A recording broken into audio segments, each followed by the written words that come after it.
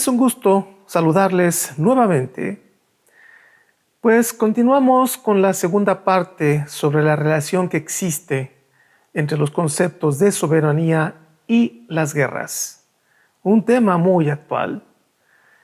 Decidí hacer este par de vídeos para tratar de encontrar luz sobre lo que está ocurriendo ahora en el mundo, sobre todo por la nefasta y malintencionada campaña a través de los medios de comunicación para atacar no a los culpables, sino a aquellos que estorban a sus aparentes perversos planes.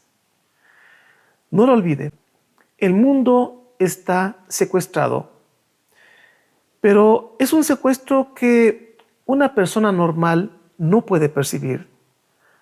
Tal pareciera que vivimos una dictadura digital sin lágrimas, para bien o para mal. Cada cual deberá sacar sus conclusiones. También quiero hacer algunas aclaraciones. Primero, estas posturas son principalmente, no del todo, pero principalmente a la luz del libro de Urantia. Segundo, es de acuerdo a mi interpretación. Tercero, no tenemos por qué estar de acuerdo, no tenemos por qué coincidir. Y cuarto, mi sugerencia, como ya lo he dicho muchas veces, es leer este o cualquier otro texto y darle su propia interpretación. Lo que yo hago es regalarles una visión personal de acuerdo a mi profesión y mis propias capacidades y experiencias, tanto académicas como las de los que la vida misma me ha dado. Ok,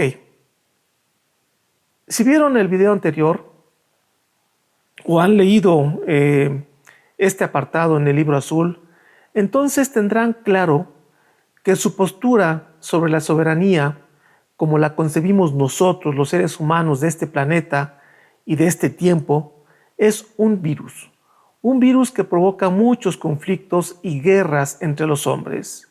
La soberanía puede analizarse en al menos dos perfiles, el de la soberanía política y la religiosa.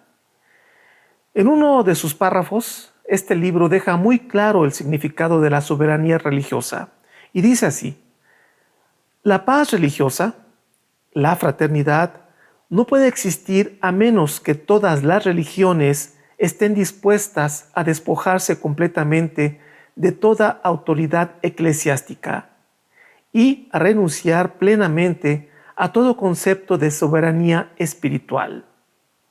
Solo Dios es el soberano espiritual. En ambos tipos de soberanía se propone un gobierno superior sabio y justo. La soberanía de toda la humanidad para bien de toda la humanidad y la soberanía espiritual por un Dios sabio y amoroso. Pero no es propósito de este vídeo reflexionar sobre la soberanía religiosa espiritual. Ese es tema de otro vídeo y es un tema bastante extenso.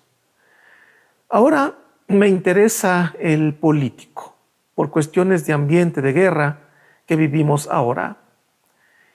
Y creo que con la primera parte ha quedado claro la postura urantiana.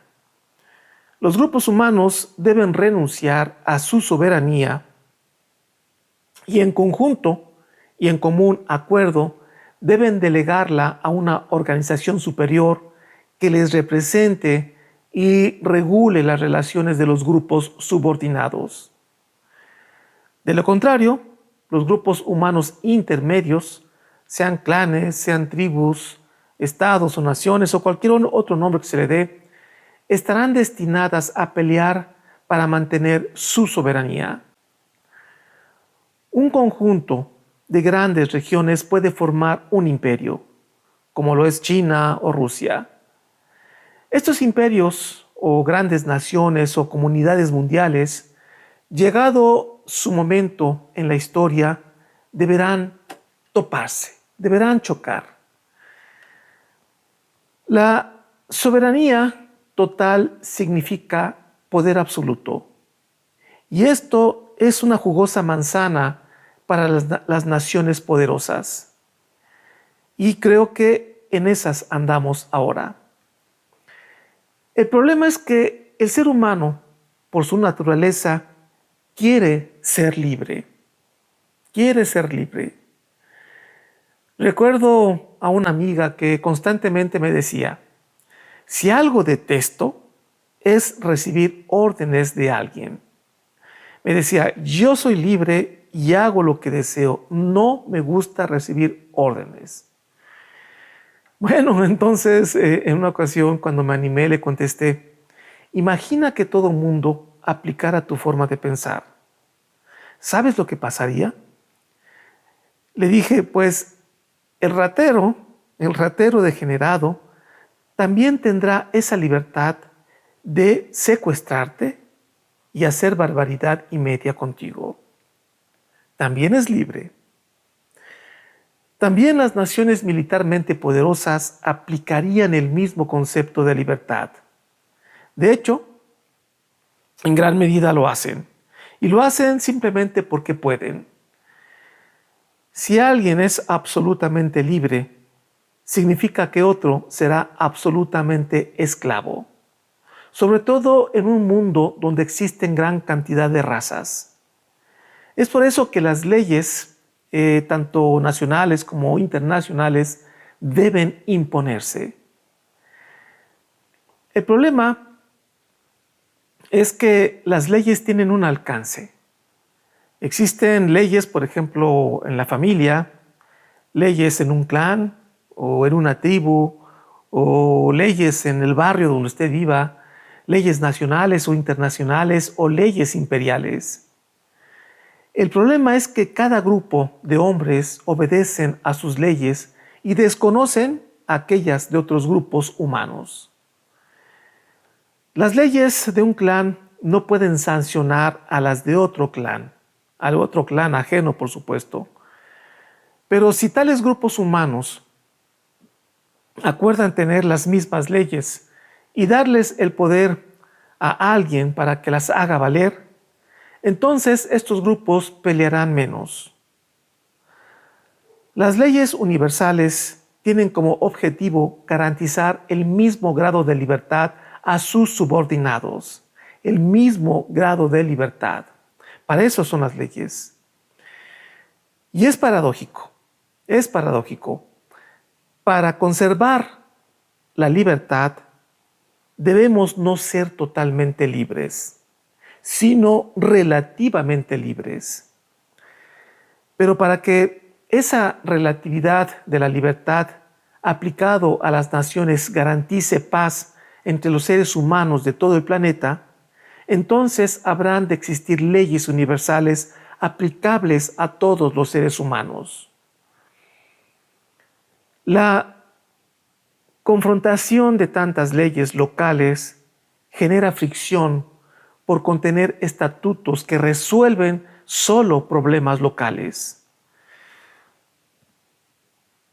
Con el surgimiento de imperios se resuelve parte de un problema, pero a la vez genera otros muy grandes. Si bien la formación de estos imperios eliminan guerras menores, es decir, disminuyen en cantidad, pero en la medida que los imperios crecen y disminuyen las guerras menores, en esa misma proporción aumenta la letalidad de las pocas pero mortíferas guerras. Después de las guerras mundiales del siglo XX, el mundo se fue volviendo unipolar, hacia una visión occidental, principalmente estadounidense. Pero a lo largo de ese siglo, y lo que va del siglo XXI, se ha fortalecido un segundo polo no occidental. Me refiero a países como China, Rusia, la India, Irán en una escala menor, y muchas otras naciones, algunas menores y otras relativamente neutrales. En esta época, el mundo se ha vuelto bipolar. Ahora tenemos dos grandes bloques. Esto tiene ciertos beneficios, pero a la vez enormes riesgos. Lo sorprendente es que, de ser cierto la postura del Libro Azul, me pregunto cómo es que describe este libro de manera tan exacta los procesos evolutivos sociales del futuro.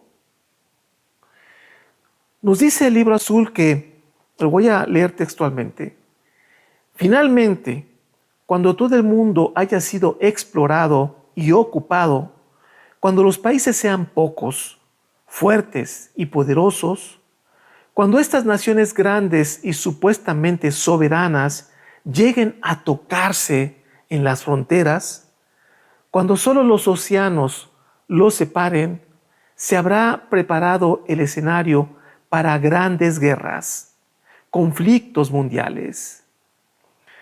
Las así llamadas naciones soberanas no pueden rozarse sin generar conflictos y provocar guerras. ¿Les parece familiar? Bueno, pues esto nos dice mucho, mucho, nos da mucha información. Pero hay un dato que deseo destacar. Seguramente usted lo notó. Me refiero a la de tocar las fronteras. La OTAN, la Organización del Atlántico Norte, anda en eso. Como usted sabe, cada vez son más los países que están integrados a la OTAN. La OTAN se fundó en 1949 con tan solo 12 países. 12 países. Luego, comandados por Estados Unidos y la Gran Bretaña. Fueron los dos países que lideraron principalmente en un inicio y lo siguen haciendo a la OTAN. Como países vencedores de la Segunda Guerra Mundial y con el amplio espíritu imperialista que les caracteriza, fueron ganando poder y territorio al segundo bloque de orientación socialista. Países que simpatizaban con la URSS, la antigua URSS por supuesto, como como Yugoslavia, Bulgaria, ¿qué más? Hungría o Alemania Democrática, obviamente, entre otros, poco a poco fueron siendo jalados hacia el bloque occidental. De esta manera, la OTAN fue adquiriendo mayor fuerza.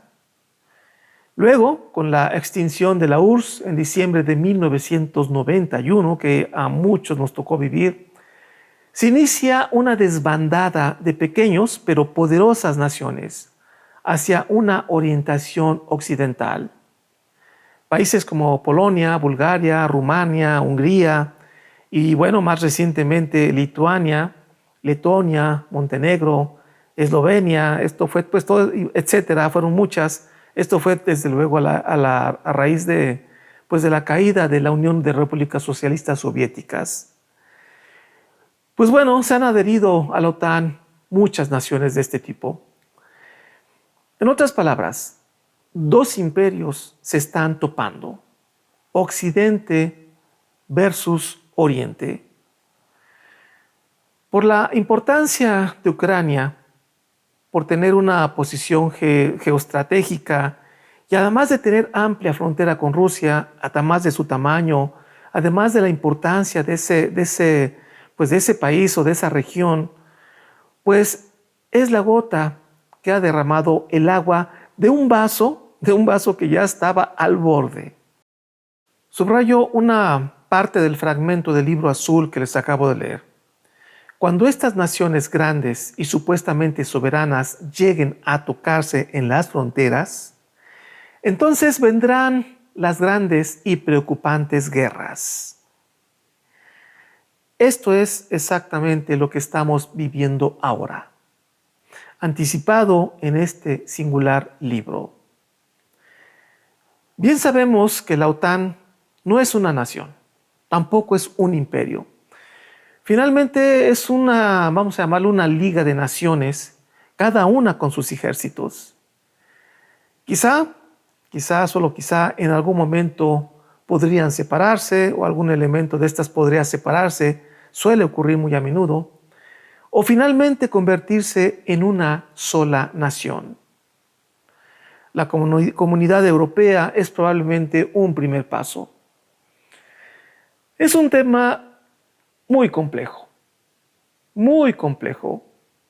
pero viéndola desde arriba, digamos utilizando un poco la inteligencia conceptual, el planeta Tierra, digamos que estaba hipersaturado de cientos de miles de puntitos, vamos a llamarle puntitos humanos, que con el paso del tiempo, muchos de estos puntitos se han unido formando manchas geográficas humanas más grandes, más o menos organizadas, hasta llegar, vamos a llamarle, a manchones territoriales enormes.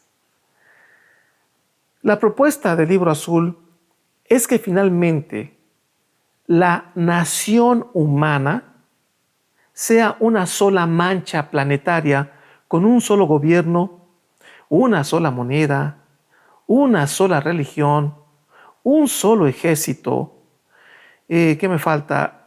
Un solo idioma, por supuesto, una sola filosofía y finalmente una sola raza amalgamada. En cierto sentido, no todos están así de declarados, son los planes del famoso nuevo orden mundial, como ya lo mencioné en videos anteriores.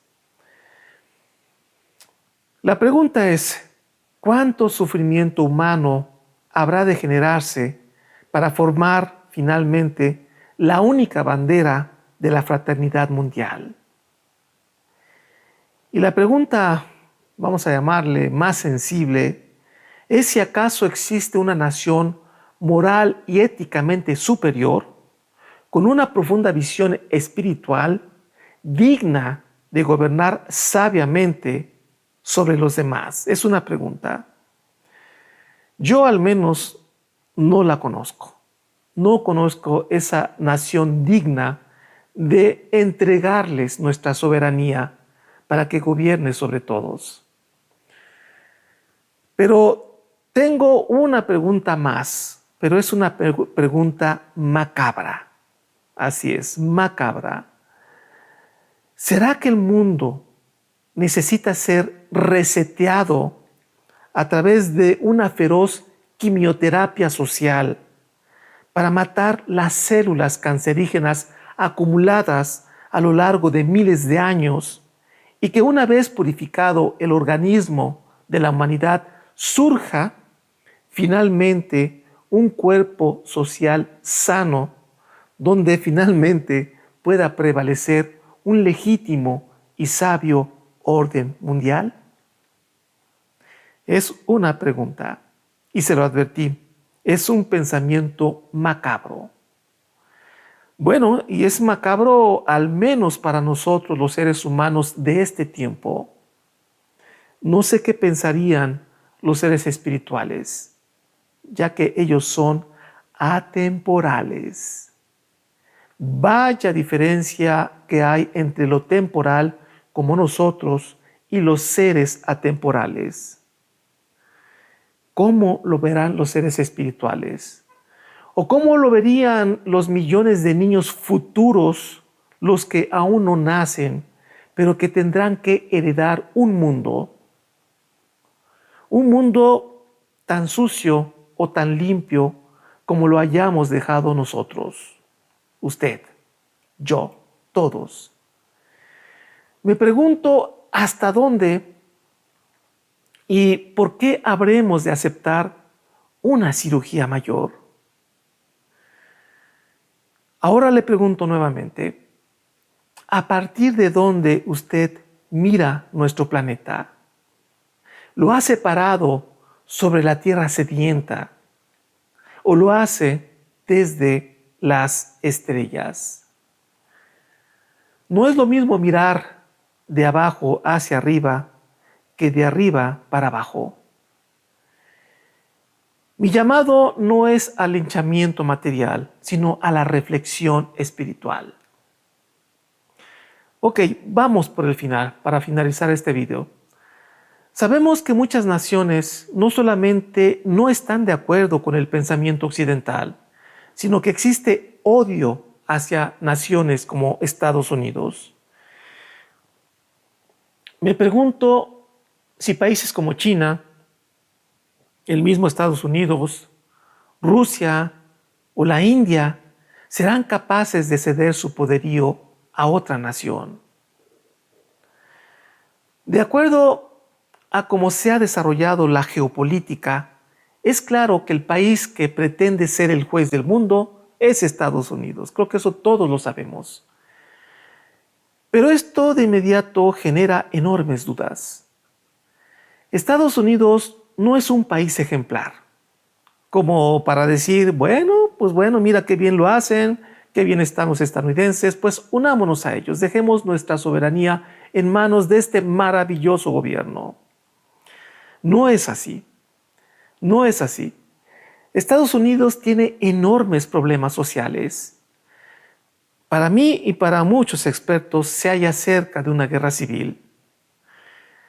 Se ha caracterizado no exactamente por la ética de sus gobernantes, sino por su poder económico ligado fuertemente con el militar. No impera una razón espiritual, sino una razón económica e imperialista con el uso de la fuerza. Y vaya que hay tantos países como México y muchos más de Medio Oriente que sabemos de esas historias sobre esa fuerza que aplica Estados Unidos y sus aliados de la OTAN. Y me pregunto si es espiritualmente válido convertir al mundo a su visión de mundo por la fuerza de los misiles. El consumismo, el materialismo, el incontrolable uso de las drogas, un imperio especulador de banqueros financistas, la manipulación de masas, un pueblo controlado con noticieros cómplices y espectáculos aletargadores, etc. ¿Para qué más? Usted conoce muy bien quién es Estados Unidos. Me pregunto si una nación en aparente decadencia puede ser la luz del mundo. Yo tengo muchas dudas. Finalmente, el Libro Azul lo pone como un ejemplo. Un ejemplo de una nación que con 48 estados que estuvieron en conflicto, finalmente cedieron su poder a un gobierno federal.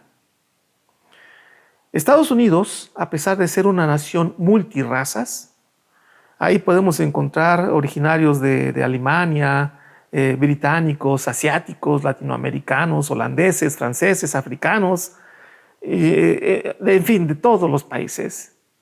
Y que igualmente tiene una gran cantidad de religiones. Vaya que sí hay muchas religiones en Estados Unidos y muchas formas de pensamiento.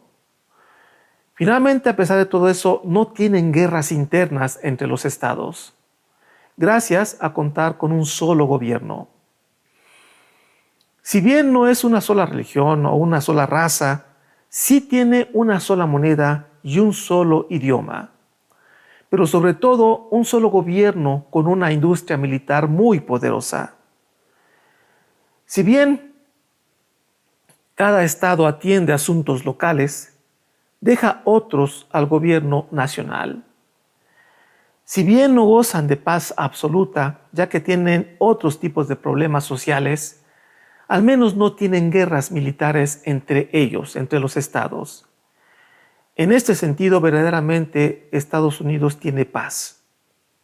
Y bueno, lo logró y paz como lo tienen muchos otros países que tenían situaciones similares. Y finalmente estos estados se unieron y formaron una nación más grande. Esto creo que se repite en muchos lugares, en muchas naciones. Sin duda, Estados Unidos es una nación que tiene muchos secretos. Han tenido la habilidad de meterse en todo el mundo. McDonald's o Burger King o Mickey Mouse están en casi todos los países. No en todos, hay países donde está prohibido. Pero en la mayoría de los países tenemos un McDonald's. ¿Quién no usa o al menos conoce Facebook o Twitter? ¿Quién no conoce el significado de la palabra hello? Estados Unidos tiene la habilidad de crear marcas de gran éxito, sean basura o no, que introducen en todo el mundo. No olvide que Estados Unidos es cuna del libro azul y de otras cosas, como muchas religiones y todo tipo de asociaciones humanas. Tengo claro que Estados Unidos es una nación de enormes contrastes. Tiene cosas envidiables. Hay que ser objetivos. Hay que ser objetivos, no analizar con el estómago. Tiene cosas envidiables, pero otras vergonzosas y degradantes. Hay quien lo odia. Muchos odian a Estados Unidos. Aquí en México muchísimos no quieren Estados Unidos y lo atacan frenéticamente. No se diga en el Medio Oriente. Pero otros luchan por entrar e intentar vivir el sueño americano. Si no te conquista con las armas, lo hace con las marcas o los espectáculos. En fin, hablar de esa poderosa nación es tema extenso y muy complejo. Yo les confieso algo personal. A mí no me gusta vivir ahí. No me gusta como proyecto de nación, no me gusta la forma en que se tiene manipulada a la población. Hay muchas cosas que no me gustan. Bueno, no obstante, en un análisis, pues mis gustos son irrelevantes. Es una nación con enormes valores y enormes debilidades que hay que analizar desde una visión espiritual. Lo cierto es que, desde mi visión de mundo, no veo un país que me parezca digno de tener la soberanía planetaria. Quizá ahora lo más prudente sería que las grandes potencias o ambos bloques, el occidental y el oriental, lograran ponerse de acuerdo y crear un gobierno único, militarmente poderoso y que absolutamente todas las naciones eliminaran sus armamentos. Pero creo que por ahora eso es un sueño guajiro. No estamos listos para eso. O bueno, tal vez uno como personas lo estemos, pero los gobernantes, los poderosos, estado profundo, creo que no busca eso. La desconfianza, bien ganada, principalmente por las acciones de Occidente, son un freno tremendo. ¿Quién puede confiar en la OTAN? Bueno, yo al menos no. Y sé que muchísima gente no. No es palpable aún un actuar espiritual en las naciones poderosas. En esta tercera guerra mundial, entre Oriente y Occidente, que en esencia comenzó desde hace varios años, pero aún no pasan, y espero que nunca lo hagan, a la parte de proyectiles nucleares, se manifiesta gran orgullo y soberbia de sus líderes. Han mostrado recientemente en este conflicto mucha soberbia y mucho orgullo los países afiliados a la OTAN, principalmente los europeos. Creo que estamos verdes para una humanidad espiritualizada. La guerra mundial económica y por el poder político comenzó hace varios años. Ucrania solo está siendo usada. Sin duda, el mundo llegó a un punto donde era imposible seguir el mismo camino. Pareciera que ahora quieren dinamitar los viejos senderos para que a partir de ahí crear nuevas avenidas. Desafortunadamente son avenidas que muy pocos podrán transitar. Otros transitaremos por calles agujereadas, terracería, como le llamamos, y otros circularán por avenidas verdaderamente bellas y aterciopeladas. Lo cierto es que quieren destruir el estado actual de cosas. Y eso traerá consecuencias buenas para unos y nefastas para otros, para las mayorías. La pregunta es, ¿quiénes tendrán que ser sacrificados? Al menos en un sentido material, porque el estado más importante en el cual los que gobiernan el planeta Tierra no tienen ningún poder sobre él, me refiero al estado moroncial y espiritual, ahí nadie puede interferir ni destruir nada sin nuestro consentimiento. Ahí somos verdaderamente soberanos. Podrán destruir nuestros cuerpos, pero no nuestro espíritu. Tal como les dijo Jesús a los gobernantes romanos de aquel entonces. Ninguna bomba puede destruir nuestra soberanía espiritual. Pues hoy en el año 2022, en octubre, a punto de llegar a noviembre, estamos en un punto donde la tecnología puede destruir a toda la humanidad. Pero a su vez, también estamos dotados de capacidades espirituales que debemos ejercer sin demora. Debemos ejercer sin demora. Cada uno de ustedes deberá reflexionar sobre el papel que tiene en este momento único en la historia de la humanidad. Deberá hacer una reflexión lo bastante profunda como para que logre sacar agua espiritual de las profundidades del alma. Le aseguro que alguien le está hablando en este momento a usted. No tengo ninguna duda que esto ocurre ahora. Alguien superior a nosotros. Solo resta que usted agudice sus sentidos y ejercite su capacidad de discernimiento de los significados para escuchar las notas espirituales. Esto debemos hacerlo sin demora. Sin demora. La bestia se ha desatado y con ella la relación de los opuestos espirituales. No podemos permanecer indiferentes. Y lo aclaro, la bestia no tiene que ser necesariamente mala.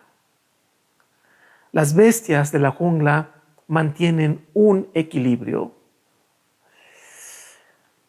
Bien, pues hemos llegado al final, pero creo que es apenas el inicio. En uno de los vídeos pasados comenté someramente por qué comencé a realizar estos vídeos. Fue por una razón poderosa. No fue exactamente mi decisión. Más bien fue una orden que al inicio no logré concebir en su verdadera dimensión. Aproximadamente desde el 2012, yo comencé a recibir avisos, no les digo cómo ni de quién, pero sí empecé a recibir avisos de que algo fuerte venía. De hecho, anticipé varios eventos en un círculo pedagógico en el cual yo participaba con varios colegas pedagogos, lo hice durante muchos años. Fueron cientos y cientos o miles de pláticas y conferencias relacionadas a la situación social donde yo anticipé hechos que ahora están ocurriendo. En ese momento pues me veían, decía, bueno, este es conspiranoico, catastrofista. Y ya algunos después que me topé me dijeron, ¿cómo lo supiste? Y esa es la pregunta, ¿cómo lo supe? Bueno, en el siguiente video les platicaré solo algunos detalles del por qué tuve que iniciar pedagogía cósmica. Si desea enterarse, entonces ustedes y yo tenemos una cita. Pero por hoy hemos llegado al final. Soy el profesor Javier Posada y que la luz de la verdad iluminen su camino. Hasta la próxima.